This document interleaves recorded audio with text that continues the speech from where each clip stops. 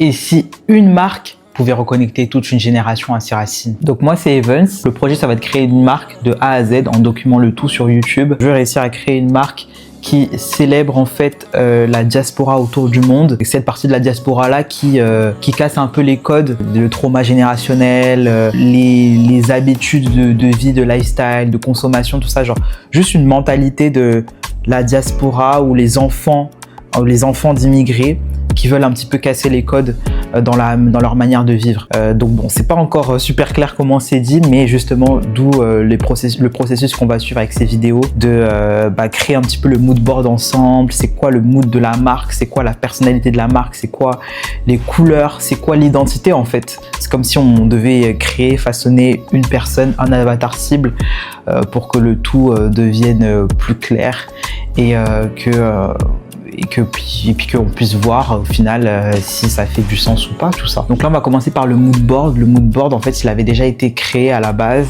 mais on va repartir dessus et essayer de créer un petit peu l'identité de la marque à partir de ce mood board là pour que ça soit hyper clair et puis qu'on ait comme une genre de bible à laquelle tout le temps se référer à chaque fois qu'on prend une décision pour être sûr que tout est toujours cohérent avec le branding, la marque et puis l'identité surtout. Du coup, sans plus attendre, je vais montrer le mood board à la caméra. Faire présentation, j'ai fait ça avec Canva, Pinterest pour les images. Puis voilà, j'ai fait ça avec comment on présente. Il y a toujours ce petit moment de latence quand tu veux partager un truc et que ça prend, genre tu dois découvrir où est-ce que les boutons ils sont pour partager alors que tu le fais quasiment tous les jours. Bref. Donc voilà, ça ressemble à ça, le mood board. C'est un petit peu les inspirations qu'on a trouvées.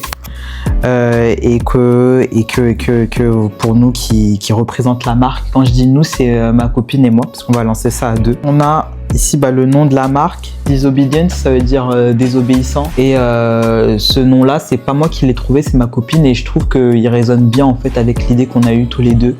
Le fait d'être un petit peu rebelle, mais à sa façon, pas le rebelle cliché comme on voit ou comme on a vu à la télé, genre un peu rock and roll et tout. C'est pas dans ce sens-là, c'est plus adapté à nous, enfin nos expériences qui ont fait en sorte que il y a cette part de rébellion, de refus de chemin traditionnel qu'on a voulu suivre et c'est ça qu'on veut communiquer à travers la marque. Je sais même pas si je devrais tout présenter, mais en gros on voit beaucoup d'héritage d'Amérique du Sud, d'Afrique également effectivement, heureusement même parce que je suis quand même africain.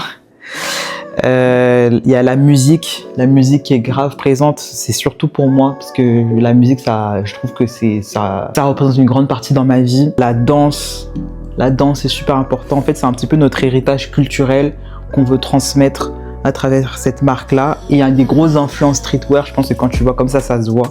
Mais déjà, là, quand on regarde ces photos-là mises ensemble, il n'y a même pas de filtre pour uniformiser tout ça. On voit que c'est très jaune, rouge, un peu orange. C'est des couleurs que j'adore. Et donc, je trouve que ça représente vraiment l'état d'esprit qu'on veut communiquer, qu'on veut avoir. Je mettrai une photo de ce mood board là quelque part dans la vidéo pour que vous voyez bien, vous rendiez bien compte de ce que ça représente. Parce que là, j'ai l'impression que je fais comme ça. Je sais même pas si on voit bien, j'ai pas de retour. Donc, j'espère qu'on voit bien. Ensuite, on va bouger.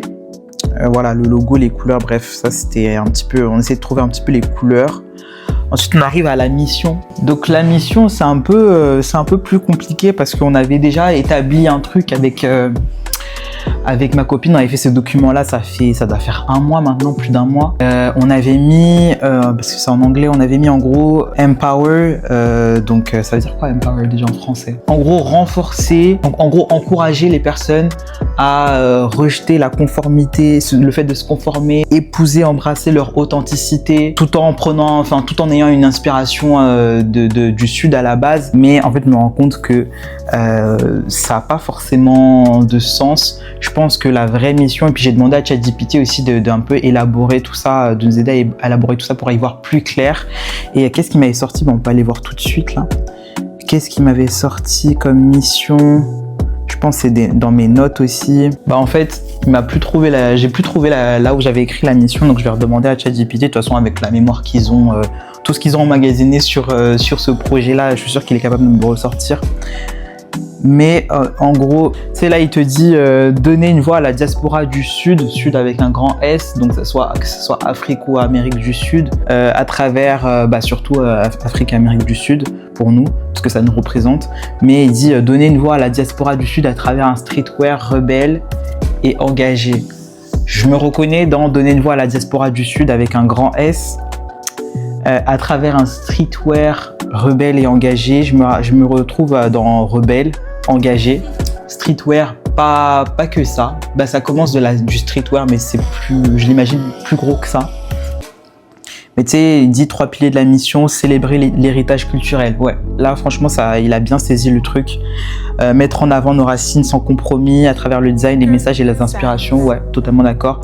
2. Incarner une rébellion constructive, casser les codes du streetwear mainstream en créant une marque qui parle vraiment à ceux qui n'avaient pas leur place.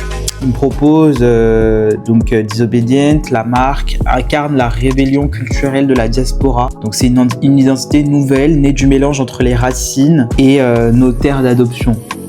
Ouais, en gros c'est ça l'idée, parce que la rébellion vient justement du fait que on a une culture à la base dans laquelle on a été éduqué, élevé, etc.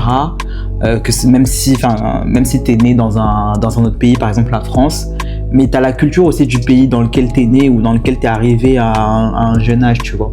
Donc au final, tu grandis avec ces deux cultures qui sont parfois conflictuelles, qui sont parfois opposées, et du coup la rébellion fait que c'est un mélange de ces deux cultures-là qui font que tu as une nouvelle culture qui est unique, que pas beaucoup de gens ont et comprennent au final, parce que tu as toujours le pays d'adoption entre guillemets qui te dit ouais mais toi t'es pas comme ça, t'es pas comme ci, t'es pas comme ça, et t'as la culture de tes origines qui va même parfois jusqu'à te renier parce que tu crois pas en telle ou telle valeur ou tu partages pas tel ou tel point de vue. Donc je trouve que c'est une bonne piste pour la mission. En gros c'est ça. Donc ensuite on avait la vision. La mission c'est différent de la vision. La mission, je dirais que c'est quoi ton objectif en fait? C'est quoi le devoir de ton entreprise au final? Et puis la vision, c'est qu'est-ce que tu vois dans le futur, futur pas forcément proche, mais le futur un peu plus lointain pour ta marque, pour ton entreprise. Et nous, ce qu'on avait écrit, c'est venir un mouvement mondial pour ceux qui défient en fait les normes sociales et qui expriment leur authenticité, leur unicité à travers la mode. Bon, je trouve que c'est un petit peu général avec ce qu'on vient de voir avant par rapport à la mission. Je vais proposer à ChatGPT de me donner un peu la vision. Heureusement que de nos jours, les outils comme ChatGPT, ça aide parce que sinon, réfléchir aux tournures de phrases, ça, parce que tu as des idées, tu peux mettre des mots-clés, tu as des notes, mais rapidement avec ChatGPT, il peut trouver la formulation parfaite qui va pouvoir te guider. Et en fait, le fait de voir si ChatGPT comprend ta vision, ta mission, ça veut dire que c'est quand même clair. C'est quand même clair. Si c'est clair pour ChatGPT, ça peut être clair pour pas mal d'humains au final. Faut sortir ces idées de ta tête et les appliquer et les partager au monde, c'est pas toujours évident. Et c'est là que ChatGPT, l'intelligence artificielle, intervient. Donc là, il propose créer un mouvement global où la diaspora du Sud transforme son héritage en force en réinventant les codes du streetwear et de la culture. On ne se limite pas aux vêtements, c'est une plateforme pour une génération qui fusionne ses origines et son pays d'adoption pour adopter une nouvelle identité libre et assumée. Ouais, j'aime bien. Il y a quelques trucs dedans que je trouve un petit peu, voilà. C'est sûr qu'on peut retravailler ça, mais ça donne quand même une idée de où est-ce que tu t'en vas, où est-ce que tu souhaites aller en tout cas. Donc voilà, là j'ai modifié la mission et la vision. Donc là maintenant on va s'intéresser aux valeurs clés, aux valeurs, les piliers quoi. Donc on avait rébellion. Là on avait quoi en fait? Avant on avait authenticité. Attendez, on avait quoi? Authenticité, rébellion, boldness. Boldness c'est genre audacité. Audace. Oula, audacité ça se dit pas.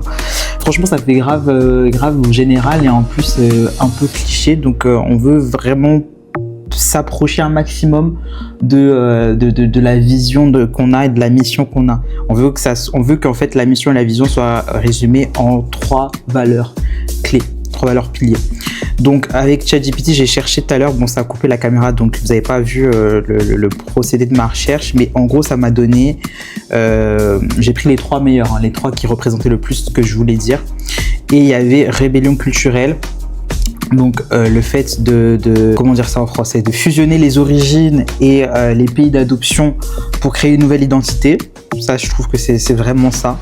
Ensuite, en deuxième, il y a unité globale, donc le fait de rassembler la diaspora au-delà des frontières autour d'une identité commune, c'est exactement ça. Franchement, ça c'est la rébellion culturelle en premier, en deuxième, il y a unité globale, et troisième, il y a expression sans compromis, donc revendiquer son histoire, les racines avec le style, revendiquer l'histoire, les racines et le style avec fierté. Ensuite, on a le brand story, donc l'histoire de la marque. On avait quoi avant? On avait la marque est née d'un profond désir de créer une mode qui casse les codes. C'est parce que je traduis en même temps, donc c'est pas toujours facile. En gros, on veut inspirer les gens à vraiment embrasser, épouser leur individualité, et puis célébrer le fait qu'ils soient libres, libérés, etc. Tout en gardant cet héritage culturel du Sud, toujours avec un grand S. Là, franchement, avec du recul, un mois plus tard, je me rends compte que c'est pas exactement ça. Oui, il y a une partie de ça, mais c'est pas ça en fait, le brand story. Donc, je vais lui demander une phrase en un paragraphe plutôt. Ok. La marque est née d'une réalité que partagent des millions d'enfants immigrés grandir entre deux mondes, sans jamais totalement appartenir à l'un ou à l'autre. Plutôt que de choisir, nous avons décidé de fusionner ces influences pour créer une nouvelle culture libre et assumée. Exactement. Disobedient incarne cette rébellion culturelle où l'héritage de nos origines rencontre l'énergie de nos pays d'adoption. Plus qu'une marque, c'est un mouvement global qui célèbre la diaspora du Sud à travers un streetwear audacieux, symbole de notre identité hybride et de notre résilience. Franchement, c'est pas mal. C'est vraiment pas mal. Moi, ça me parle. Donc je demande juste d'écrire ça en anglais parce que le document il est en anglais. Voilà, on l'a dans notre doc, c'est bon, c'est carré. Ensuite on a voice and tone, donc la voix et le ton de la marque. Franchement non, pour l'instant je trouve pas que c'est nécessaire. Et puis on a l'avatar. L'avatar c'est super important parce qu'à chaque fois que tu vas prendre une action pour du coup ce business, pour la marque, tu vas te demander est-ce que ça correspond à la marque, et au lieu de te dire penser à la mission, la vision, tout ça c'est un peu long, tu vas directement imaginer une personne, créer une personne, et c'est vraiment ton acheteur cible en fait.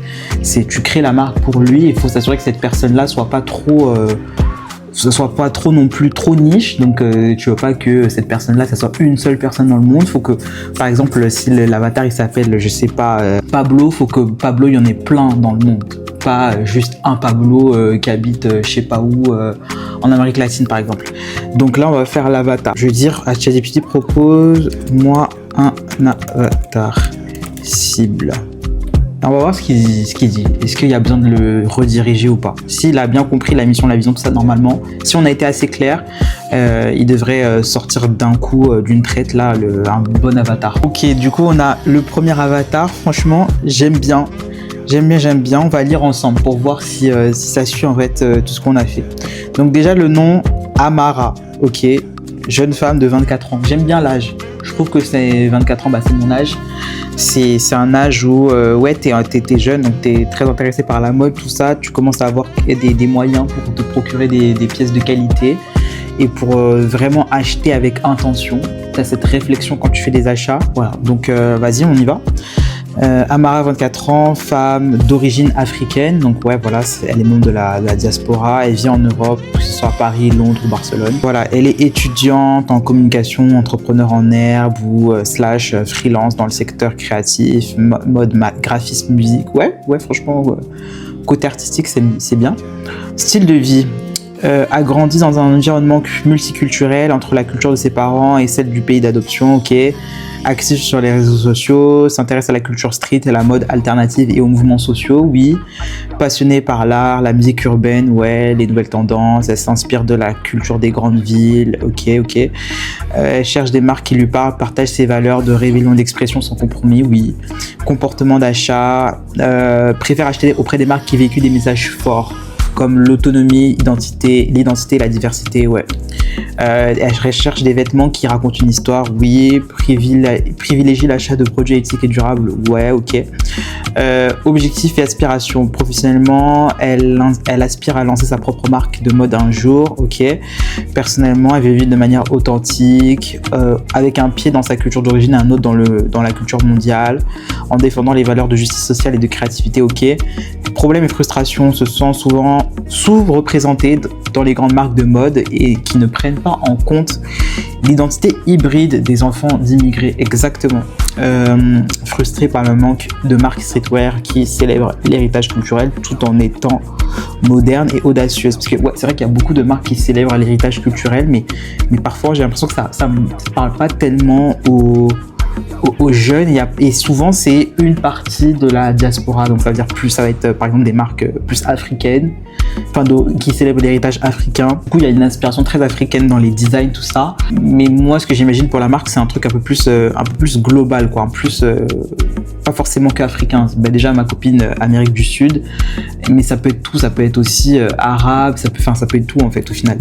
Et oui, il y a un héritage culturel dans les designs, mais c'est aussi des choses que tu peux porter, que tout le monde peut porter au final, que ça dit un message, ça véhicule un message, mais c'est pas forcément marqué entre guillemets Afrique sur le vêtement. Je sais pas si vous comprenez. Et donc pour finir, comment la marque répond à ses besoins? C'est une marque qui lui parle directement, une fusion entre les racines culturelles, de l'esprit street moderne qu'elle aime. Les produits sont pas seulement esthétiques, mais incarnent également ses valeurs de rébellion, créativité et d'identité affirmée. Ouais, ça me semble juste. Je vais lui proposer, je vais lui demander un autre avatar aussi, juste pour toujours voir si ça peut être encore mieux. Donc là tu vois, il propose un avatar homme qui s'appelle Karim, donc d'origine maghrébine. Franchement oui, ça résonne aussi.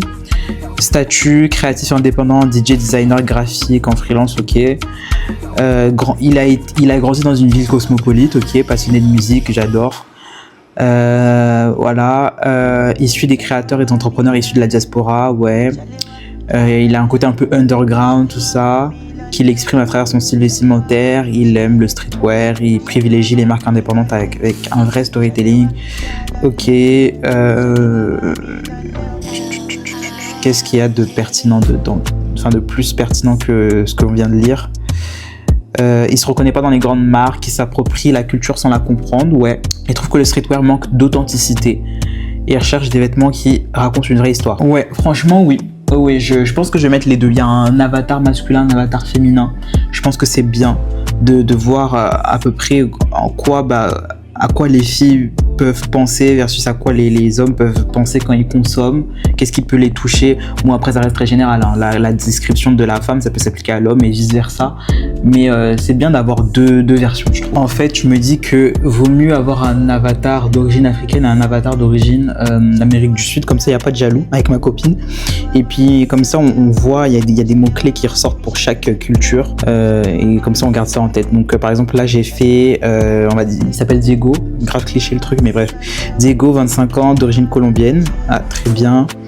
Donc lui par exemple ça serait quelqu'un qui vivrait à Sao Paulo, Mexico City ou Buenos Aires. Ouais, ça peut être ça. Amérique latine, origine, inspiration, hip-hop latino, reggaeton, musique afro-latina, exactement. Donc c'est un créatif, hein, c'est photographe, adore le streetwear, il est frustré par le manque de marques qui célèbre les identités hybrides de l'Amérique latine. Ouais, franchement c'est assez similaire, mais au moins il vient de l'Amérique latine cet avatar, donc c'est comme ça sera nos deux personnes références, bah, c'est mieux qu'on ait directement les bons avatars, quoi. Et donc voilà, juste comme ça on a quoi? On a notre mood board pour mettre une identité visuelle à la marque. Encore une fois, bah, je mettrai le mood board pour que vous rendiez bien compte des inspirations. Attends, vous savez quoi? Je vais faire en grand là. C'est bizarre comment ils ont changé ce truc. Il faut cliquer genre 3 fois avant de pouvoir présenter. C'est beaucoup trop long. Voilà, inspiration visuelle. Voilà, logo, couleur, bref. Ça c'était des tests. Ensuite voilà, on a la mission, vision, les valeurs, on a l'histoire de la marque, on a voice and tone, je l'ai pas fait mais je le ferai plus tard, et on a 2 avatars, et ça, quand on a ça, je trouve qu'on peut vraiment, on a créé au final une identité, quoi. On a créé une identité, on n'a pas encore les moyens, on n'est pas encore arrivé au stade où on crée ça dans la vraie vie, mais on a un document, un livre sacré auquel on peut se référer à chaque fois qu'on pense faire quelque chose pour la marque, et ça nous garde vraiment centré, aligné, surtout qu'on est 2 dans cette aventure. ma copine et moi, donc qui est ma partenaire sur ce projet-là. Et donc le fait que on ait ça, bah on divague pas quoi. Si on a une hésitation, on repart à ça et on voit si ça match ou pas. J'ai aussi oublié de parler des concurrents. C'est toujours bien de regarder des concurrents pour voir déjà si ton concept, ton imagination, enfin ce que tu as dans ton imagination existe déjà, voir comment eux ils l'ont réalisé, voir si tu peux te positionner différemment. Idéalement oui, parce que tu peux pas juste copier ce qui existe déjà. Voilà, c'est toujours intéressant de voir ce qui se passe en fait sur le marché au final. Donc on va aller taper Dias Brands, Clothing Brands, Diaspora. En fait, j'avais déjà trouvé cet article tout à l'heure, mais je le fais face cam avec vous pour vous vraiment montrer les étapes. Donc, il y a une marque qui s'appelle Mizizi. Ils sont dans le sportwear, je pense. African and Caribbean Cultures, ok. Ensuite, tu vois, il y a des marques, c'est beau, c'est bien, mais du coup, c'est pas ça. C'est pas ça l'idée qu'on avait. Déjà, visuellement, je vois. Donc, je m'arrête pas. Kids of the Diaspora, ouais, c'est intéressant, mais je trouvais que c'était pas exactement là où est-ce que je voulais me positionner, je veux dire, au niveau visuel plutôt. Mais dans l'idée, c'est totalement ça. Ensuite, il y a Maison Château Rouge. Franchement, Maison Château Rouge, ça mérite qu'on regarde ensemble parce que c'est vraiment ça. C'est vraiment ça qui m'a le plus inspiré. En plus, c'est français. Attends, pourquoi ça dit ça existe? C'est vraiment ça. Donc là, on va aller voir le site. Franchement, j'adore. Je crois que lui, il est connu. J'ai l'impression que je l'ai déjà vu. Bref, je crois que c'est un Congolais. Bref. En plus, ils ont fait une collab avec Lacoste. Franchement, c'est trop beau. J'adore. Les designs, j'aime. C'est pas exactement ça que moi j'ai en tête, mais c'est pas trop ça nos inspirations, mais nos inspirations visuelles. Mais je trouve que c'est trop beau. Et franchement, on peut jeter un petit coup d'œil. Voilà, au niveau du positionnement, du prix, tout ça, c'est exactement ça. C'est du premium. Voilà, c'est du premium. Il y a des pièces un peu plus chères, mais c'est exactement ça. De toute façon, quand tu lances une marque de vêtements, tu peux pas avoir des prix comme si tu étais H&M ou Zara. Là, tu dois te positionner un peu plus haut en termes de qualité, tout ça, parce que sinon, enfin, t'as pas les avantages, t'as pas les volumes que ces grosses entreprises elles ont. Donc, t'es obligé ça te coûte plus cher en fait de produire. Donc, t'es obligé de revendre plus cher que ça. Ensuite, on va aller voir du coup leur réseau. Pas leur réseau ici. C'est pas grave, je vais aller là. Voilà, 115 000 abonnés. Franchement, ça pète de ouf. Wow, j'adore en fait. J'adore la DA. C'est beau, les couleurs, j'adore. Le rouge comme ça, le jaune. J'adore les photos. Franchement, ça, j'adore. Regardez ça. Ça.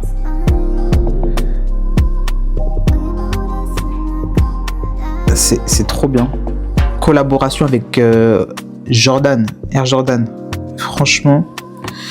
Bref. Non, franchement, c'est tellement beau.